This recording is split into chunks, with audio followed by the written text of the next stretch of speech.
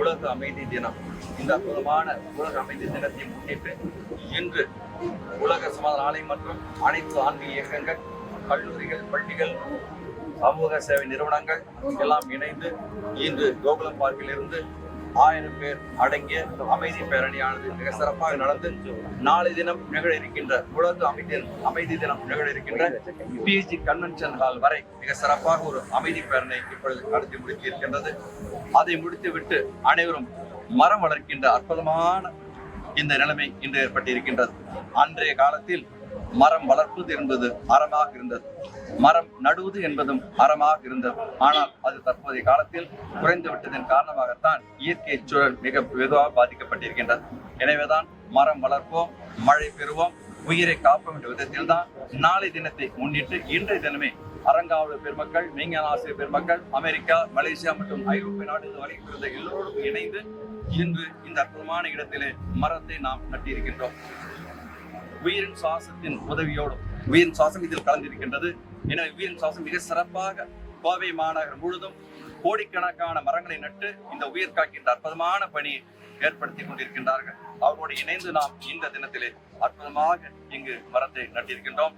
இன்னும் மரம் வளர வளர விண்ணிலிருந்து மழை நன்றாக பொழிய ஓர் உயிர் முதல் 6 உயிர்கள் வரை எல்லோருக்கும் அற்புதமான உயிர் நீராய் விளங்குகின்ற மழை கிடைக்கும். நீர் வேண்டும் என்று சொல்கிறோம், ஆனால் மழை இருந்தால் தான் நீர். எனவே மரம் நடுவோம், மழை பெறுவோம், உயிரை காப்போம் விதத்திலே இன்று நினைத்திருக்கின்றது. உலக அமைதி தினத்தை முன்னிட்டு, அதாவது 1918 முதலாம் உலக போர் முடிந்த காலத்து எந்த நாடுகள் எல்லாம் இந்த போருக்கு ஆயத்தமாக இருந்தது அவையெல்லாம் இணைந்து ஒரு அமைதி உடன்படிக்கை ஏற்படுத்திக் கொண்ட நாள் தான் நவம்பர் திங்கள் 11ஆம் நாள்.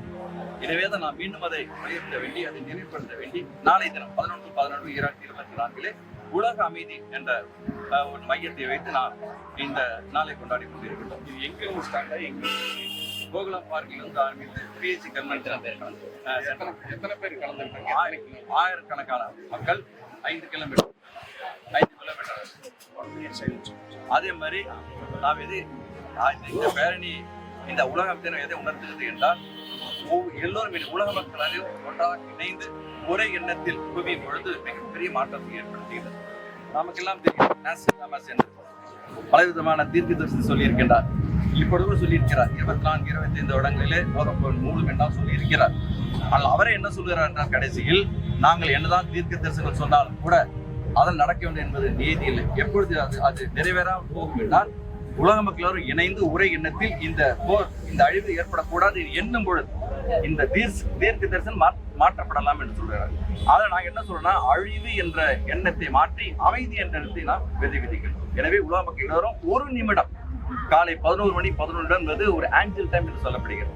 அது அற்புதமான அந்த நேரத்தில் தான் விண்ணிலிருந்து அற்புதமான அருள் அலைகள் இறங்குவதாகவும் கருதப்படுகின்றது. எனவே இந்த நேரத்தில் எல்லோரும் இணைந்து ஒரு பிரார்த்தனை வைக்கும் பொழுது, அதான் முக்கியம், அந்த நேரத்தில் ஒரு பிரார்த்தனை வைக்கும் போது முழுமையாக நிறைவேற்றப்படுகின்ற அற்புதமான நம்பிக்கையின் அடிப்படையில் தான் இந்த நாங்கள் தினமும் காலை 11 மணி 11 நிமிடத்தில் ஒவ்வொரு நாள், இந்த நாள் மட்டுமல்ல ஒவ்வொரு நாளுமே உலக அமைதிக்காக வேண்டி நாம் அமைதி காத்து வருகிறோம். ஒரே ஒரு நிமிடத்தில். ஏனென்றால் ஒரு கண நேரத்தில் ஒரு உயிரை மாய்க்க முடிகிறது, ஃபிராக்ஷன் ஆஃப் செகண்ட்ல. அதே ஒரு நிமிடத்தில் எண்ணற்ற மாற்றத்தை நாம் ஏற்படுத்தலாமே. இப்படி மாற்றி யோசித்து சொல்கிறோம். கண நேரத்தில் அழிக்கின்ற மனிதன் ஒரு நிமிடத்தில் எண்ணற்ற ஆக்கத்தை ஏற்படுத்தலாமே. அந்த விதத்தில் தான் எல்லோருக்கும், உலக மக்கள் அனைவருக்கும் ஒவ்வொரு நாளும் காலை 11 மணி 11 நிமிடத்திலிருந்து ஒரே ஒரு நிமிடம், அதான் ஒரு நாளைக்கு 1440 நிமிடங்கள் நமக்கு கிடைக்குது. அதுல ஒரே ஒரு நிமிடம் தான் உலக அமைதிக்காக நீங்கள் சாக்ரிஃபைஸ் பண்ணுங்க, தியாகம் பண்ணுங்கன்னு சொல்லிடுறோம். ஒரு நிமிடம் என்பது 60 வினாடிகள். இந்த 60 வினாடிகள் என்பது 50 வினாடிகளில் இஸ்ரேல் மிகப்பெரிய அழிவை தனது எதிரிகளிடம் ஏற்படுத்தியிருக்கிறது. 50 வினாடிகளில் மிகப்பெரிய அழிவை ஏற்படுத்த முடிந்த இந்த மனித குலம் 60 வினாடிகள் மிகச்சிறந்த ஆற்றலையும் நற்சிந்தனைகளையும் இந்த சமுதாயத்தை முன்னேற்றுவதற்கு மன அமைதியும் எல்லாருக்கும் கொண்டு போய் சேர்க்க முடியும் என்ற ஒரே எண்ணத்தில் இந்த 1 நிமிட அமைதி, இந்த 60 வினாடிகளுக்குள் நாம் நமக்குள் இருக்கின்ற அந்த உள் அமைதியை பிரபஞ்சத்தோடு இணைத்து அமைதி பெற முடியும்.